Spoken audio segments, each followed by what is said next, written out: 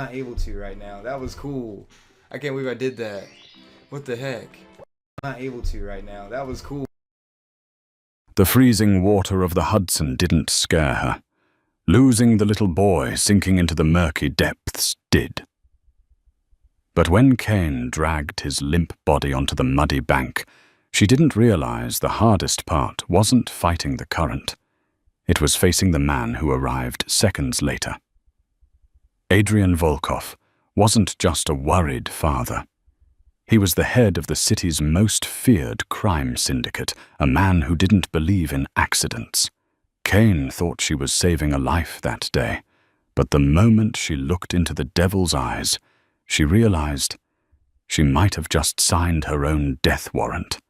This is the story of how a simple act of kindness sparked a war. The Chicago wind in November had teeth. It bit through the wool of Kane Evans' coat, finding the gaps in her scarf, and making her regret the decision to walk home after a 12-hour shift at St. Jude's Memorial. But the subway was down again, and Kane needed the air. The hospital smelled of antiseptic and bad news. The riverfront at least smelled of rain and wet concrete. Kane adjusted her bag, her fingers numb inside her pockets. She was 26, drowning in student loans and tired in a way sleep couldn't fix. The path along the Chicago River was deserted this late, the iron railings slick with mist. She was passing the old abandoned shipping yards, an area the locals knew to avoid when she heard it. It wasn't a scream. It was a splash, a heavy, unnatural sound that cut through the drone of distant traffic. Kane stopped. She scanned the dark water churning grey and black under the flickering street lamps. "Hello," she called out, her voice snatched away by the wind. Nothing. Just the lapping of waves against the concrete pilings.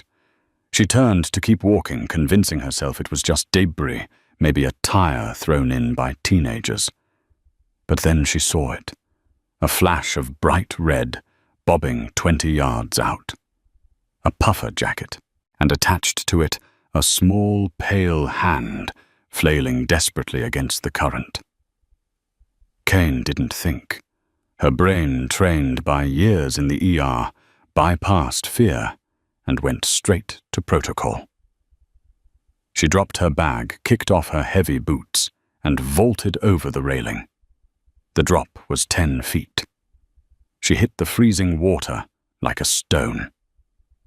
The shock punched the air from her lungs, turning her blood to ice instantly. The river was a beast, heavy and pulling, dragging at her clothes.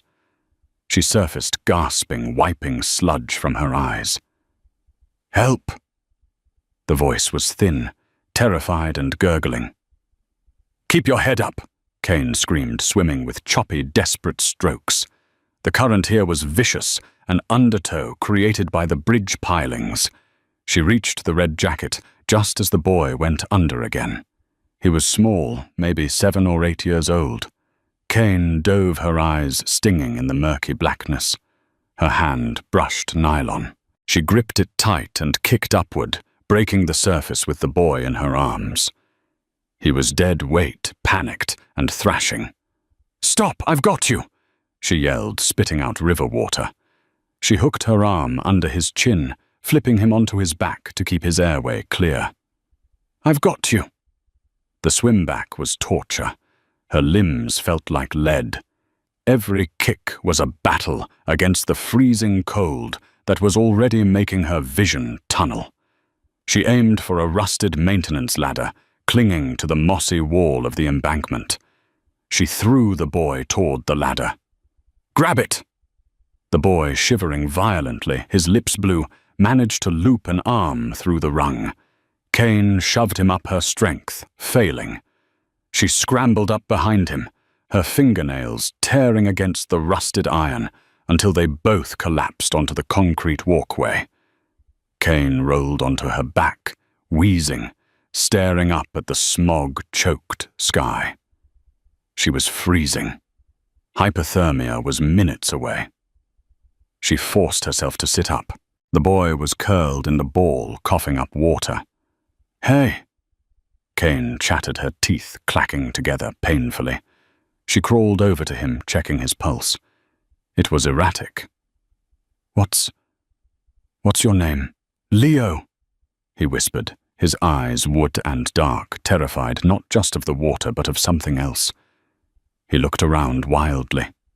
"My dad. He'll be so mad." "No," Kane said, rubbing his arms vigorously to generate heat. "He'll be glad you're alive. We need to get you to a hospital." She reached for her phone in her coat pocket, only to realize her coat was back on the upper path, along with her bag. She was soaked, freezing, and phoneless in the worst part of town. "Okay, Leo. We have to walk. We have to keep moving." Before she could stand, the sound of tires screeching on asphalt echoed off the warehouse walls. It sounded like an explosion. 3 massive black SUVs, matte finish tinted windows, roared onto the pedestrian path, ignoring the bollards. They skidded to a halt in a V formation, blocking Kane and Leo against the river railing. Kane instinctively pulled Leo behind her. "Stay back," she warned, though she had no weapon, only her shivering body. The doors flew open. Men poured out. They didn't look like police. They didn't look like paramedics. They wore bespoke charcoal suits that cost more than Kane's annual salary, and the way they moved, efficient, silent, lethal, screamed military training. And in their hands were guns. Compact, suppressed submachine guns leveled directly at Kane's chest. "On the ground! Now!" one of them barked. "He's a child!" Kane screamed, shielding Leo. "He's freezing! Put the guns down!" The circle of men parted. A man stepped out from the lead SUV. He was tall, over 6'3", wearing a long black trench coat over a suit. He didn't have a gun drawn. He didn't need one. He radiated a terrifying, cold power that made the armed men look like children. His hair was dark, slicked back from a face that was devastatingly handsome, but hard as granite. His eyes were the color of steel, and right now they were burning with a rage that could scorch the earth. He looked at Leo. Then he looked at Kane. He walked forward, the guards shifting to let him pass.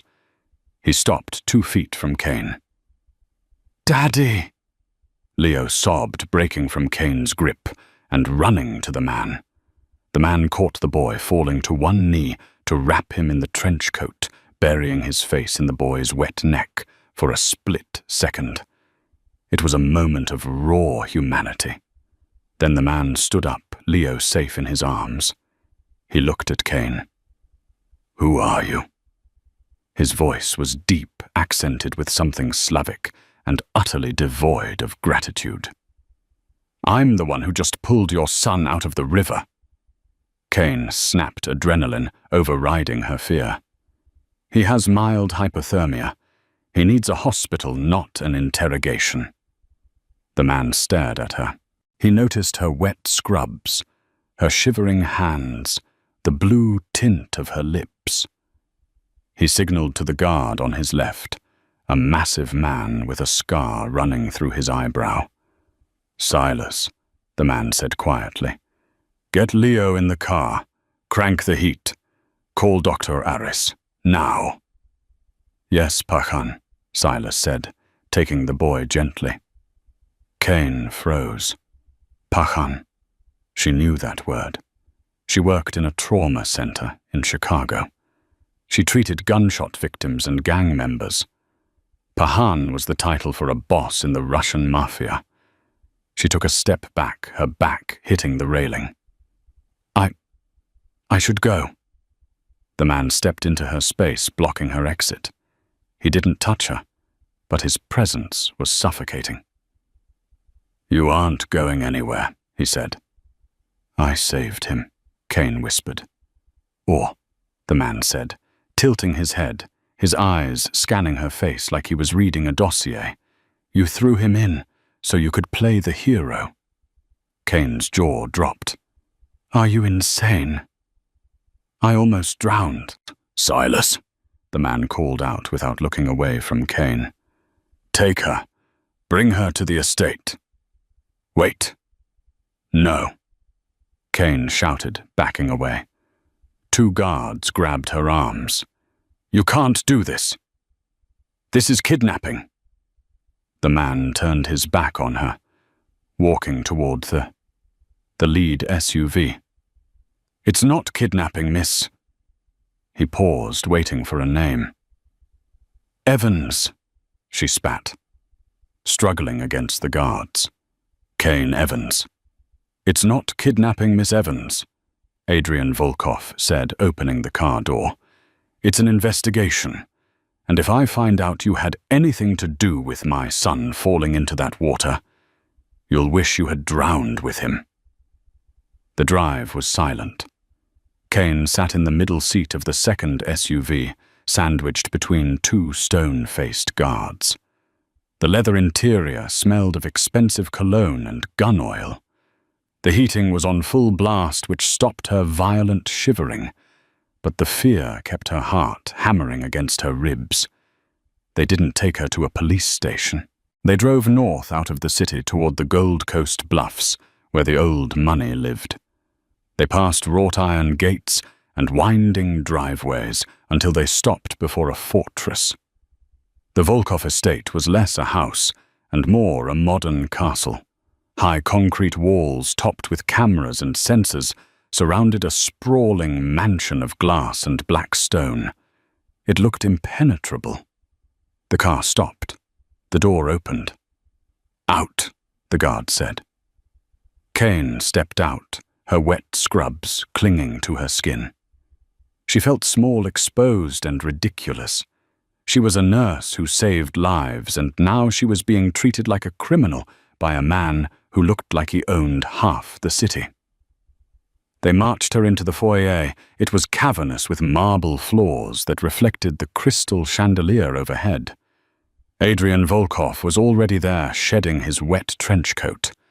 He was in a 3-piece suit, now looking immaculate despite the chaos at the river. He was speaking rapidly in Russian to an older man, carrying a medical bag, Dr. Aris, presumably. Adrian turned as Kane was brought in. Check her, Adrian commanded the doctor. I don't need a checkup, Kane said, crossing her arms. I need to go home. Check her, Adrian repeated, his voice leaving no room for argument. If she dies of pneumonia in my hallway, it's a mess I don't want to clean up. Dr. Aris approached her kindly. Please, miss, just a quick check. Lungs and heart. Kane relented mostly because she did feel light-headed. The doctor listened to her chest, checked her pupils, and took her temperature. She is borderline hypothermic, Dr. Aris told Adrian. She needs a hot shower, dry clothes, and rest, immediately.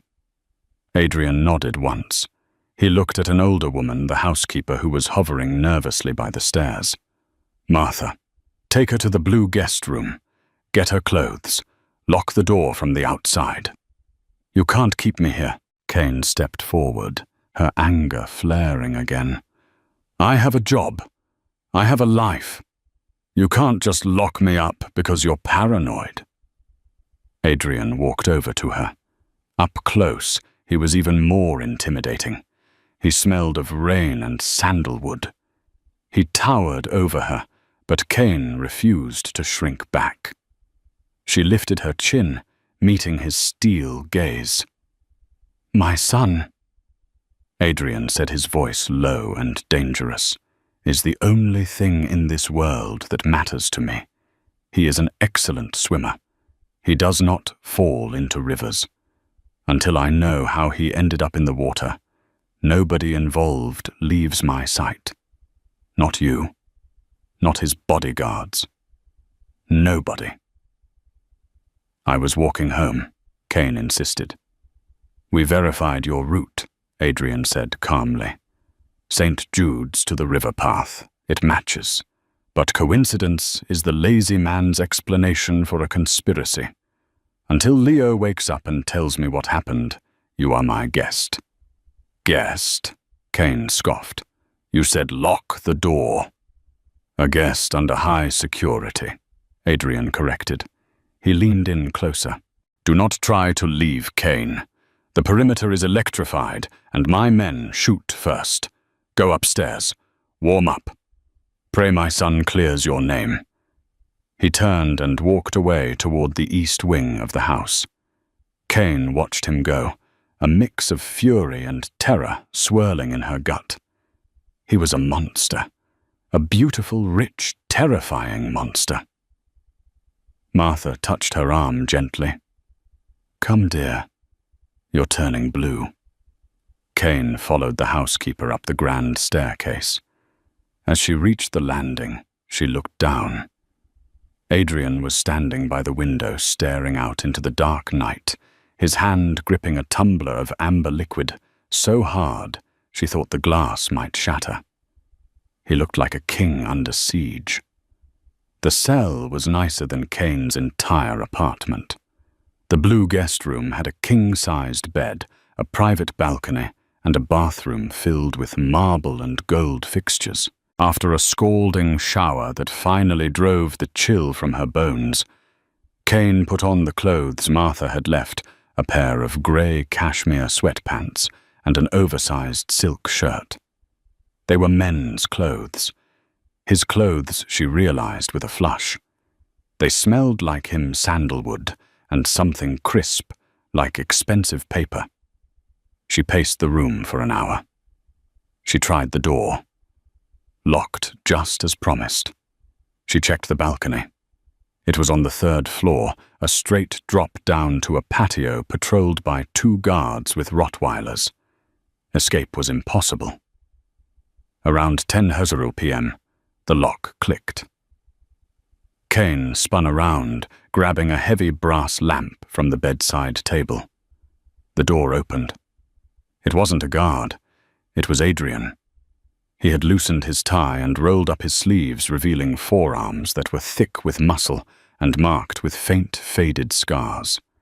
He held a tray with a bowl of soup and a bottle of water. He saw the lamp in her hand and raised an eyebrow. "Going to bludgeon your host, my captor," Kane corrected, lowering the lamp, but not letting go of it. Adrian set the tray on the table. "Eat. Martha made borscht. It will help with the cold." "I'm not hungry." "Eat," he ordered. He sat in the armchair in the corner, crossing his long legs. "Leo is awake." Kane's grip on the lamp loosened. "Is he okay? His lungs?" "He's fine. Dr. Aris says you did excellent CPR. You saved his brain from oxygen deprivation." "Good," Kane said, breathing a sigh of relief. "So he told you?" "He told you I just found him." Adrian stared at her for a long moment. The silence stretched heavy and thick. "He said he was pushed," Adrian said. Kane froze. "Pushed? By a woman," Adrian said softly. "A woman in a grey coat." Kane looked down at her own coat, hanging on the rack by the door. It was grey wool. "No," Kane whispered. "No.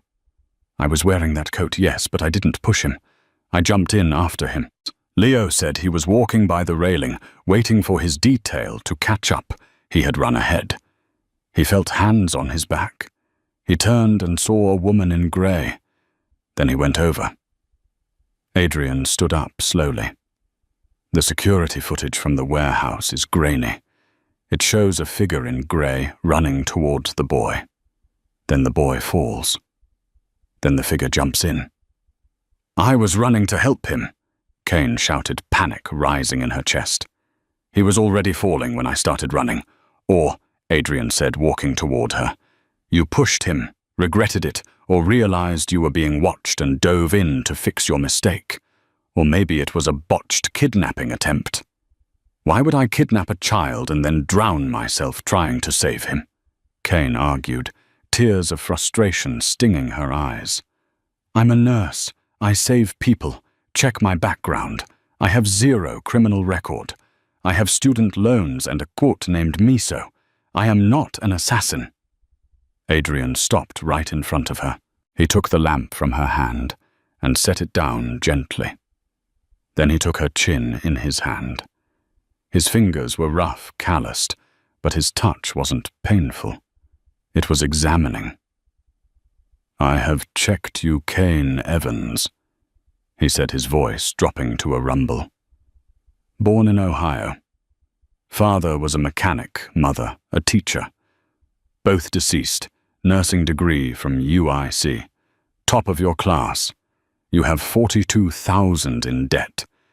You work overtime every week. So you know I'm normal." She breathed, her heart racing at his proximity.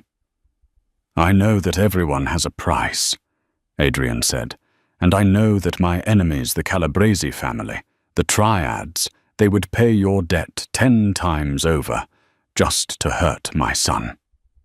He let go of her chin. "But Leo is confused. He is traumatized. His memory is foggy. He remembers the grey coat, but he doesn't remember the face." "I didn't do it," Kane said firmly. "I want to believe you," Adrian said, and for a second he looked tired. "Because if you did save him, I owe you a debt I can never repay.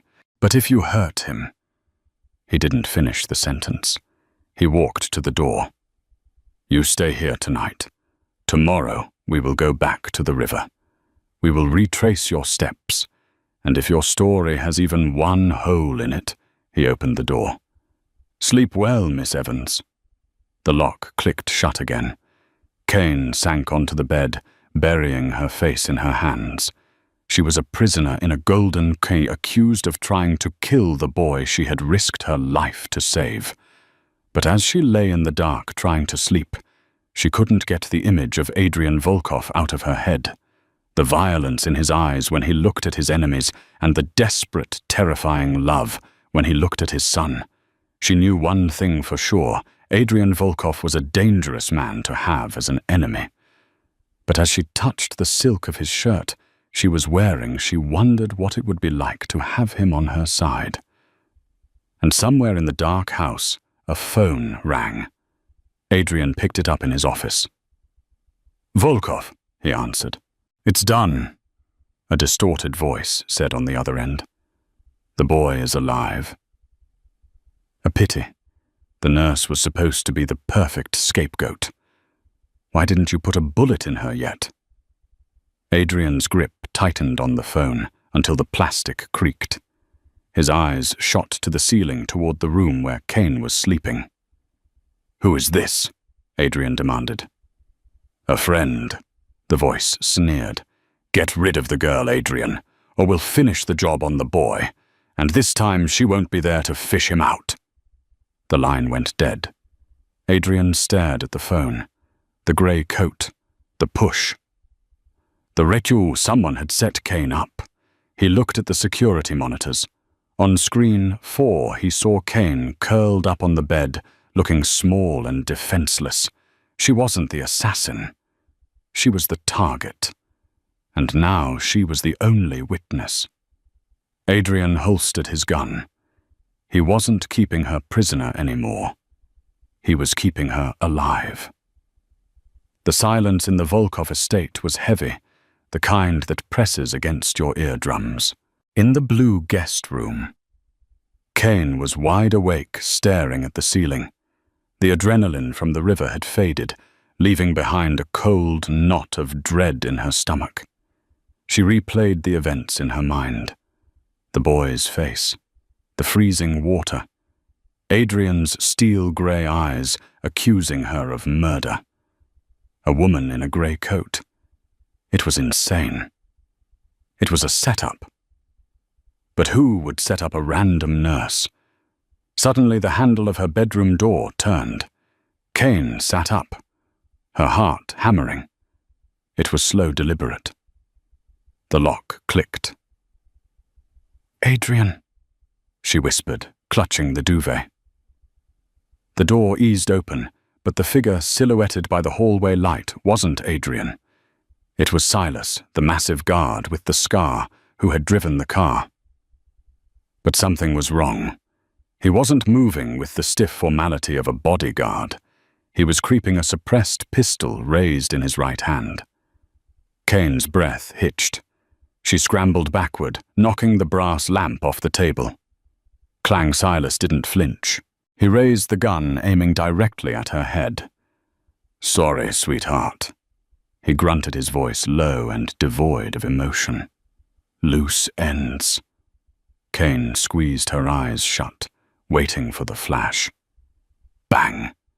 The sound was deafening, but it didn't come from Silas's gun. The door behind Silas splintered as it was kicked open with tremendous force.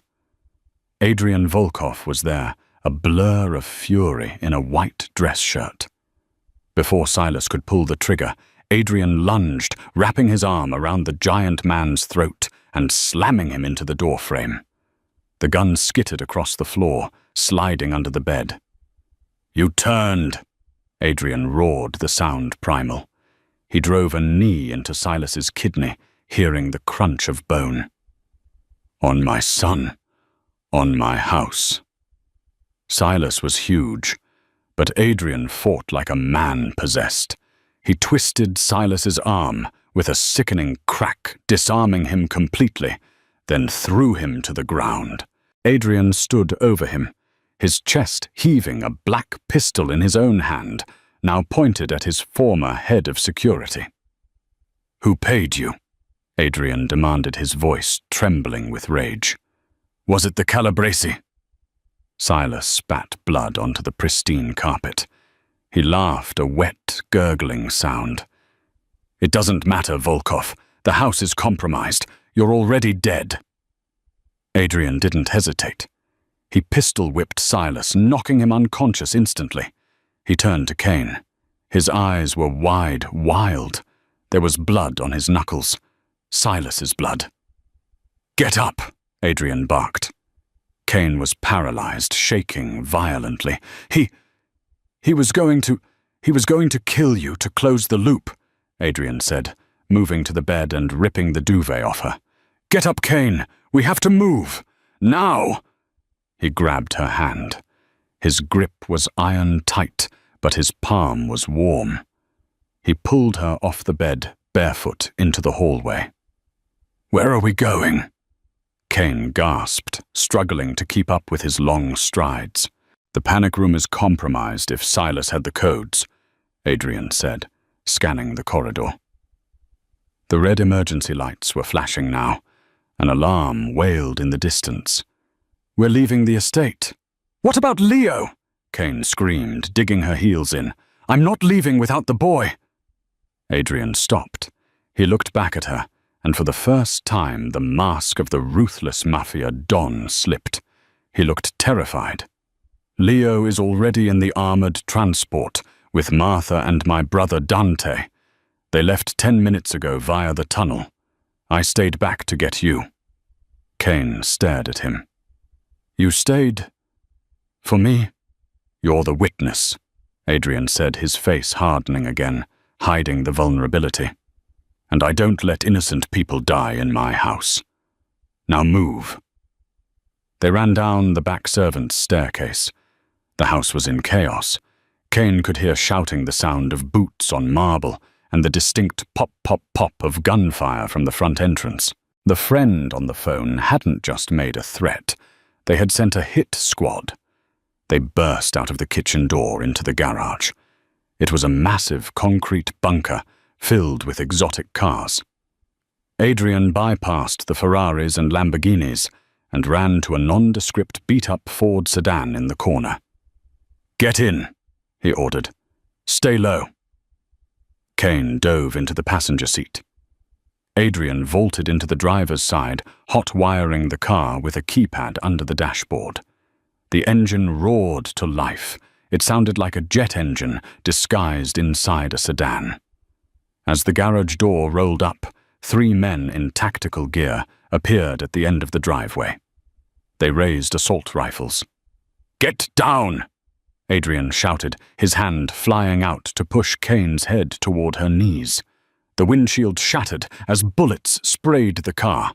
Kane screamed, covering her head with her arms. Adrian didn't flinch. He slammed the car into reverse, spinning the wheel with one hand, while firing his pistol out the broken window with the other. He hit the gas. The Ford surged forward, clipping one of the attackers and smashing through the wrought-iron side gate. They careened onto the dark country road, tires smoking. Adrian drove like a madman, taking corners at 80 miles per hour, his eyes constantly flicking to the rear-view mirror. Kane sat up slowly, brushing glass from her hair. Her heart was beating so hard it hurt. She looked at Adrian. His face was bleeding from a shallow cut on his cheek, where the glass had grazed him. He looked focused, lethal, and terrifyingly calm. "Are you hit?" he asked, not looking at her. "No," Kane said, her voice shaking. Just a scratch." He reached into the center console, pulled out a burner phone, and dialed a number. "Dante," Adrian said. "Status." A pause. "Good. Keep Leo moving. Do not go to the safe house in the city. Go to the cabin in Wisconsin. The secure one. No electronics. I'll meet you there in 2 days." He hung up and crushed the phone in his hand, tossing the pieces out the window. "Why 2 days?" Kane asked quietly. "Why aren't we going with them?" Adrian glanced at her. The dashboard lights cast deep shadows over his sharp features. "Because they are hunting us, Kane. They think you're the assassin who failed, and they know I'm the one protecting you. If we go to Leo, we lead the wolves right to the sheep." He downshifted, speeding up as they hit the highway. "We're going to be the bait," he said grimly, "and God help anyone who takes it." They drove for 4 hours. The city lights of Chicago faded into the endless black of rural Illinois, then into the dense woodlands near the border. The adrenaline had worn off, leaving Kane exhausted and aching. She watched the trees blur past, feeling like she had fallen into a movie she couldn't pause. Adrian barely spoke. He was constantly scanning the road, taking random exits and doubling back to ensure they weren't being followed. Finally, just as the sun began to bleed grey light over the horizon, Adrian turned onto a gravel track hidden by overgrown pines. They drove deep into the woods until a small, rough-hewn timber cabin appeared. It looked abandoned. No lights, no car in the driveway. "Is this it?" Kane asked. "One of my father's old hunting blinds," Adrian said, killing the engine. "Not on any deed, not on any digital map. No electricity, no cell service. We're ghosts here." They got out. The air was crisp and smelled of pine needles and damp earth. Adrian opened the trunk and pulled out a duffel bag and a first aid kit. "Inside," he said. The interior was sparse, a stone fireplace, a leather couch that had seen better days, and a small kitchenette. It was cold, the air inside stagnant. Adrian immediately went to the fireplace, stacking logs with efficient movements. Within minutes, a fire was crackling, casting a warm orange glow over the room. "Sit." Adrian gestured to the couch. He opened the first aid kit. "Let me look at your hands." Kane looked down. Her palms were raw and scraped from the rusted ladder at the river, and she had cut her arm on the car glass. She hadn't even felt the pain until now. She sat. Adrian kneeled in front of her. For a man who made his living with violence, his hands were surprisingly gentle as he cleaned her wounds with antiseptic. "I'm sorry," he said quietly. Kane looked at the top of his dark head. "For what, kidnapping me? Or almost getting me shot?" Adrian looked up. His eyes were tired. "For all of it. You were right. You were just in the wrong place at the wrong time. And now my world has infected yours." "Who is doing this, Adrian?" Kane asked, using his first name for the first time without venom. "Who hates you enough to kill your son?" Adrian finished bandaging her hand and sat back on his heels, staring into the fire. "The Calabresi family is our rival in the city, but this feels personal. Silas was my head of security for 6 years. He watched Leo grow up. To turn him takes more than money. It takes leverage. Or hate." He stood up and paced the small room. "The woman in the grey coat, the one Leo saw, it wasn't you." "I know that," Kane said dryly. "I mean, it was meant to look like you. Same height, same hair color. They scouted you, Kane. They knew your route. They waited for you to be near the river, then they pushed Leo. If you hadn't jumped in, you would have just been a witness. But because you jumped in, because you saved him." "I ruined the plan," Kane realized. "They wanted him to drown, and they wanted to blame the negligence on, well, nobody. Just an accident. But if I saved him, I could testify that he was pushed." "Exactly," Adrian said. "Adrian, you're the glitch in the matrix." He walked over to the window, peering out through the cracks in the shutters. "There is something else," he said, his voice dropping an octave. "Leo's mother." Kane watched him. I assumed she wasn't around." "She died 4 years ago," Adrian said. "Car accident. Or so we thought." But the voice on the phone, the one who called the house, used a phrase she used to say. Kane felt a chill that had nothing to do with the temperature. What phrase? A pity. Adrian's jaw tightened. She always said that, before she did something cruel. "A pity you have to learn this lesson, Adrian." He turned to Kane, his expression haunted. "If this is coming from the past, from her family, then nobody is safe. Not even Leo." He looked at Kane, shivering on the couch in his oversized shirt. He walked over, took off his suit jacket, and draped it over her shoulders. The weight of it was comforting. "You need to sleep," he said. "I'll take the first watch. There's only one couch," Kane pointed out. "I'll sit by the door," Adrian said, pulling a wooden chair against the entrance and checking the magazine of his pistol. Kane lay down, pulling the jacket tight. She watched him sitting there, a silent sentinel in the flickering firelight. He was a criminal, a killer. But in this cabin with the world hunting them down, he was the only thing standing between her and death. "Adrian," she whispered. "Go to sleep, Kane." "Thank you," she said softly, "for coming back for me." He didn't answer for a long time. Just as she was drifting off, she heard his voice, rough and low. "I don't leave my debts unpaid." The morning came with the storm. Rain lashed against the roof of the cabin, drumming a relentless rhythm. Kane woke up alone on the couch. Panic flared for a second until the door opened and Adrian walked in, soaking wet, carrying a bundle of firewood. "Storm brought down a tree on the access road," he said, shaking water from his hair. "We're stuck here until it clears, or until I can move the trunk." He looked different in the daylight. The stubble on his jaw was darker, making him look rugged and dangerous. He had discarded the dress shirt and was wearing a black t-shirt he must have found in the duffel bag. It clung to his chest, emphasizing the sheer power of his build.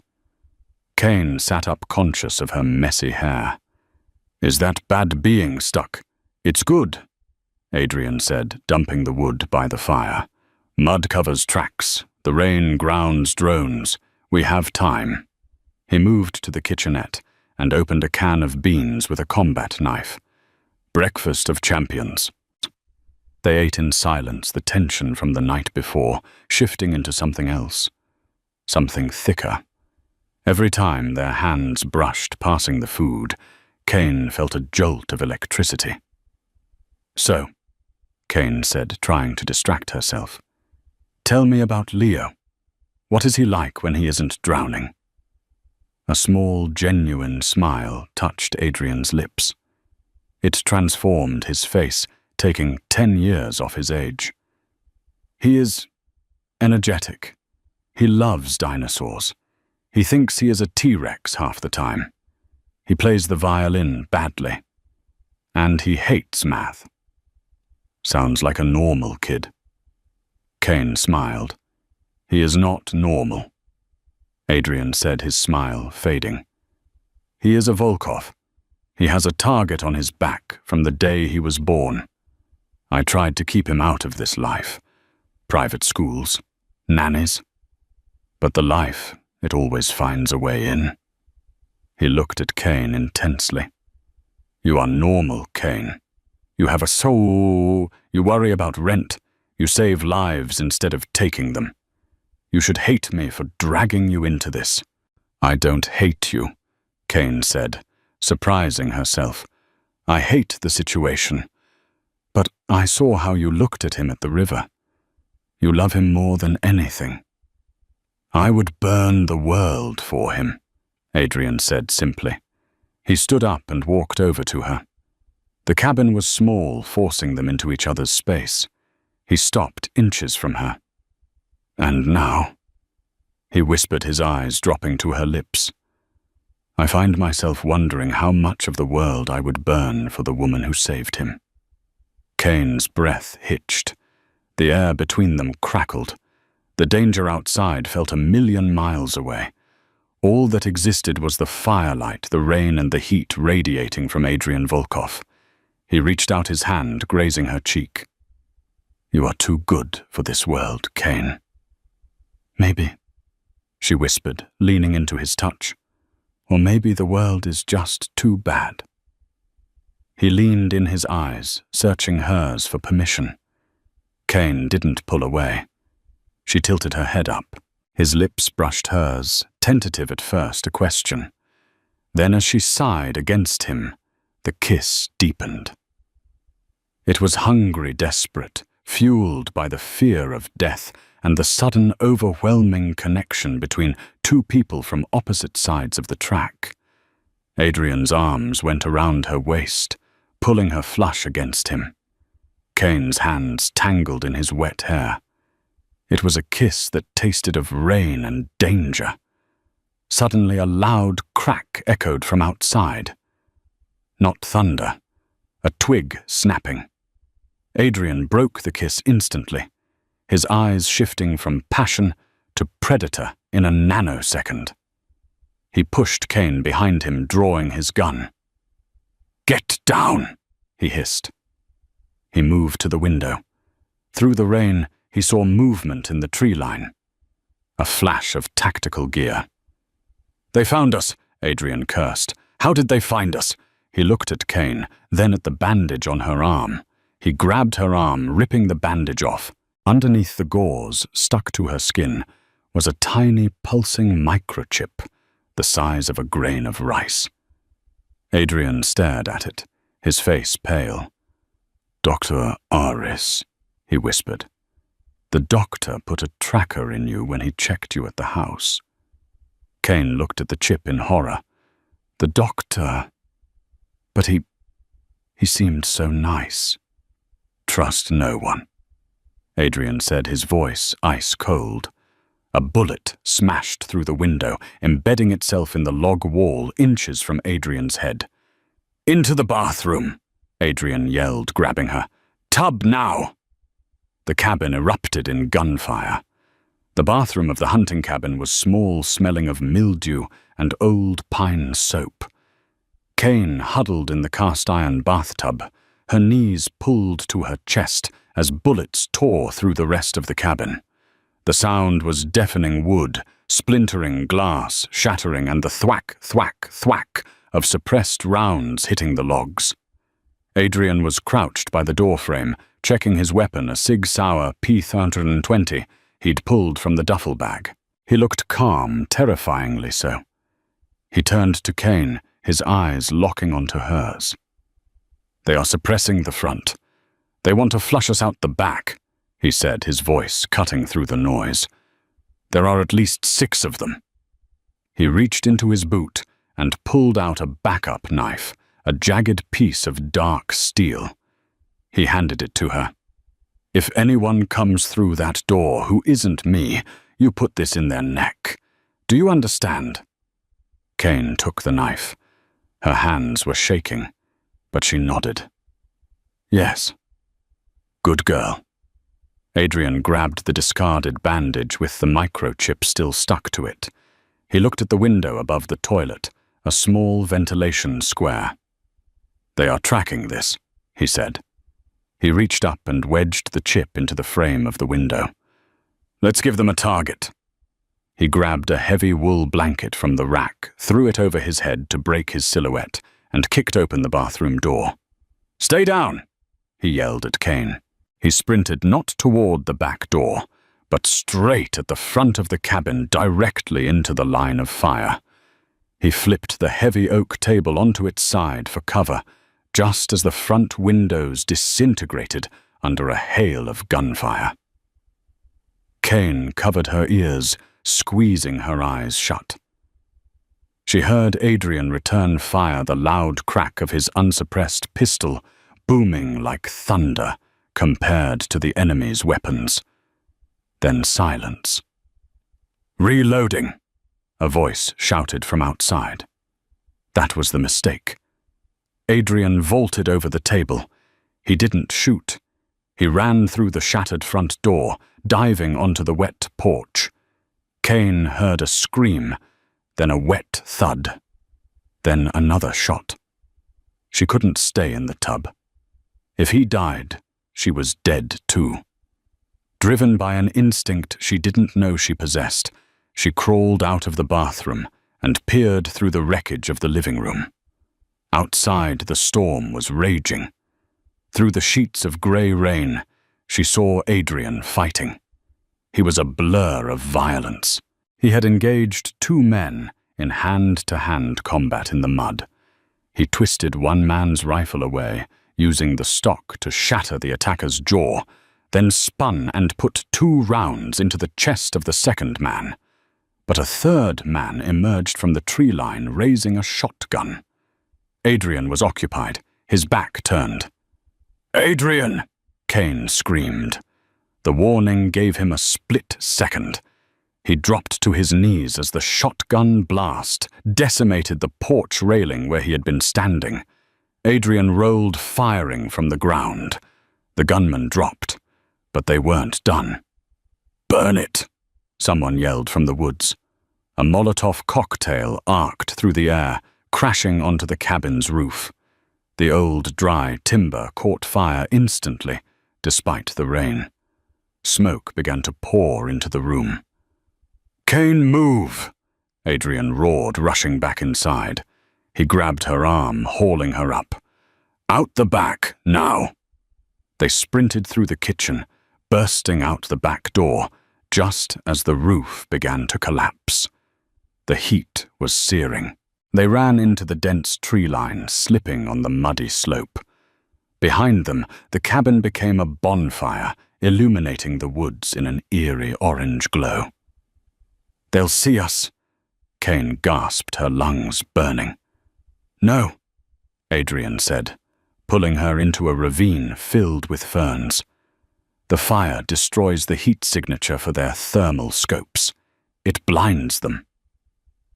They slid down the ravine, landing in a creek bed with freezing water up to their shins.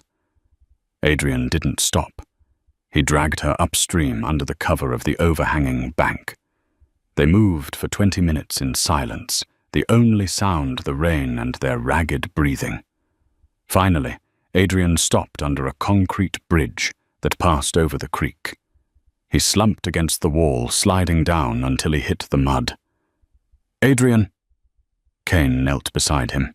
He was clutching his side. Dark blood was seeping through his black t-shirt, mixing with the rain. "You're shot," Kane whispered, horror washing over her. "Ricochet," Adrian gritted out, his face pale. Fragment in the ribs. Let me see. Kane went into nurse mode. She lifted his shirt. It was a jagged tear, bleeding heavily, but it hadn't hit a lung. I need to apply pressure. We need to stop the bleeding. No time, Adrian wheezed. They will circle back. We need a car. We are miles from anywhere. The main road, 2 miles east. Adrian pointed. There's a gas station, an old one. You can't walk 2 miles. Adrian grabbed her hand. His grip was weaker than before, but his eyes were still burning with that intense steel fire. Kane, listen to me. If I pass out, you leave me. You run to the road. You flag down a car. You go to the police, not the local ones, the state troopers. Shut up, Kane said, tearing a strip off the bottom of her shirt. She wadded it up and pressed it hard against his wound. Adrian groaned, his head tipping back against the concrete. I am not leaving you, Kane said fiercely. You came back for me. I'm not leaving you in a ditch. She grabbed his arm and draped it over her shoulders. Stand up, Volkov. You're heavy, so help me out. Adrian looked at her, a mixture of shock and admiration in his eyes. He gritted his teeth and pushed himself up. They stumbled through the woods together, a nurse and a Mafia don, bound by blood and the refusal to die. By the time they reached the tree line near the gas station, Adrian was barely conscious. The station was a small, run-down place with a single attendant dozing inside. A rusty pickup truck was pumping horse at the lone island. Stay here, Kane whispered, propping Adrian against a tree. Kane, I've got this, she said. She walked out of the woods. She looked like a nightmare, covered in mud, blood, and soaking wet. The driver of the pickup, an older man in flannel, stared as she approached. Miss, you okay? Is there an accident? Please? Kane said, her voice trembling. My husband. We crashed our car. He's hurt bad. We need a ride to the hospital. The man hesitated, looking at her wild eyes. I'll call 911. No service, Kane lied desperately. Please, just help us. The man nodded slowly. Okay, bring him out. Kane ran back to the tree. Adrian, wake up. We have a ride. They managed to get Adrian into the back seat of the extended cab. The old man drove fast, heading toward the nearest town. In the back seat, Kane held Adrian's head in her lap. His skin was clammy. Kane, he whispered, his eyes fluttering. I'm here. The traitor, he mumbled. It wasn't just Dr. Aris. It was the smell. The smell. Cigar smoke. And lavender, Adrian murmured, drifting into unconsciousness. My stepmother's perfume. Kane froze. His stepmother. The truck sped on through the rain, carrying them toward uncertain safety, while Kane realized the web of betrayal was far closer to home than anyone had guessed. 3 days later, the private wing of St. Jude's Memorial was on lockdown. Not officially, but effectively. Men in suits stood at every elevator and stairwell. Inside the VIP suite, Adrian Volkov sat on the edge of the bed. He was shirtless, a fresh white bandage wrapped around his ribs. He was healing, his constitution was unnatural, but his face was grim. Dante, his brother, stood by the window. Leo was safe at the secure estate in the Hamptons. We found Dr. Aris, Dante said quietly. He was trying to board a flight to the Caymans. He talked before he expired. And, Adrian asked, buttoning a fresh dress shirt. He was blackmailed. Someone held his granddaughter. But the order came from the top. It was Helena. Adrian paused, his fingers stilling on the buttons. Helena, my father's widow. She wanted the seat, Dante said. With you and Leo gone, the Volkov Empire falls to her by default. Adrian finished buttoning his shirt. He put on his jacket. He didn't look angry. He looked disappointed and lethal. Where is she? At the penthouse, waiting for news of your death. Adrian nodded. He walked to the door, then stopped. He turned to the connecting room. Kane was there. She was dressed in clean clothes, jeans, and a sweater Dante had brought her. She looked tired, but the fear was gone from her eyes. It had been replaced by a hardened resolve. You're leaving, she stated. I have to end it, Adrian said. Tonight. And then what? Kane asked. Do I go back to my life, to my cat and my student loans? Adrian walked over to her. He didn't care that Dante was watching. He took her face in his hands. You can, he said softly. I will clear your debt. I will buy you a house anywhere in the world. You will never see me again. Kane looked at him. She thought about the river, the cabin, the way he had shielded her body with his own. She thought about the boring, safe life she had before, and how cold it felt compared to the fire of the last 3 days. And if I don't want that, she whispered. Adrian's thumb brushed her lower lip. Kane, my life is blood and bullets. You saw that. You almost died. I saved you, she reminded him. And you saved me. It's a war, Kane. Then you'll need a medic, she said, her voice steady. Adrian stared at her for a long moment, searching for doubt. He found none. He leaned down and kissed her hard, possessive, a promise and a warning all in one. Stay here with Dante, he ordered.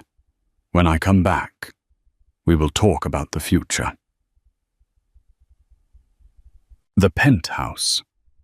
Helena Volkov was sipping champagne, looking out at the Chicago skyline. She was a beautiful woman in her 50s, elegant and venomous.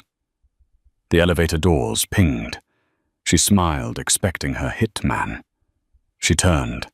The glass fell from her hand, shattering on the marble floor. Adrian walked in. He was alone. He held no weapon in his hand. He didn't need one. Adrian, she stammered, backing away. I heard there was an accident. An accident, Adrian repeated, stepping over the shattered glass. Like Leo falling in the river, like the ambush at the cabin. I don't know what you're talking about. Adrian stopped in front of her. The room smelled of expensive cigars and lavender. You wanted the throne, Helena. You didn't care if you had to kill a 7-year-old boy to get it. He's not even a pureblood, Helena shrieked, her mask slipping. He's weak like his mother. The Empire needs strength. The Empire needs loyalty, Adrian said coldly. And family. He turned his back on her. Helena's eyes darted to her purse on the table. A small pistol was inside. She lunged for it. Adrian didn't turn around. 2 shots rang out from the balcony shadows. Helena crumpled to the floor. Dante stepped out from the curtains, his smoking gun lowered. He had arrived before Adrian securing the room. She never learned, Dante said, holstering his weapon. Clean this up, Adrian said, walking toward the elevator without looking back at the body. I have somewhere to be. Epilogue. 6 months later. The charity gala at the Chicago Art Institute was the event of the season. The press was there in droves, flashing cameras at the city's elite. A black limousine pulled up. The crowd hushed. Adrian Volkov stepped out. He looked every inch, the king of the city tuxedo sharp, dangerous. He reached a hand back into the car. Kane emerged. She was stunning in an emerald green gown that hugged her curves. She wore diamonds at her throat, a gift from Adrian. But more importantly, she wore a confidence that hadn't been there 6 months ago. She took Adrian's arm. "Ready?" he asked quietly, leaning close to her ear. "Ready," she smiled. They walked up the red carpet together. The flashbulbs popped blinding white light. A reporter thrust a microphone forward. "Mr. Volkov, who is the mystery woman, is it true she's a former nurse?" Adrian stopped. He looked at the reporter, then down at Kane. He pulled her closer, his arm protective around her waist. "She is not a mystery," Adrian said, his voice deep and carrying over the crowd. "She is the woman who saved my son, and she is the only person in this city I trust with my life." He looked at Kane, and for a second the cameras didn't exist. "She is the queen," he whispered to her. Kane squeezed his hand. She wasn't just surviving anymore. She was ruling. They turned and walked into the gala, leaving the world to wonder how a nurse had tamed the devil. And that is the story of Kane and Adrian. From the freezing waters of the Hudson to the highest peaks of power, Kane proved that sometimes the most dangerous thing you can do is fall in love. If you enjoyed this Mafia romance filled with twists, betrayal, and redemption, please do me a huge favor. Smash that like button. It really helps the channel grow and lets me know you want more stories like this. Don't forget to subscribe and hit the notification bell so you never miss a new episode. We have a new story dropping next week about a bodyguard who falls for the senator's daughter, and trust me, you don't want to miss that ending. What did you think of the twist with the stepmother? Let me know in the comments below. Thanks for watching, and I'll see you in the next video.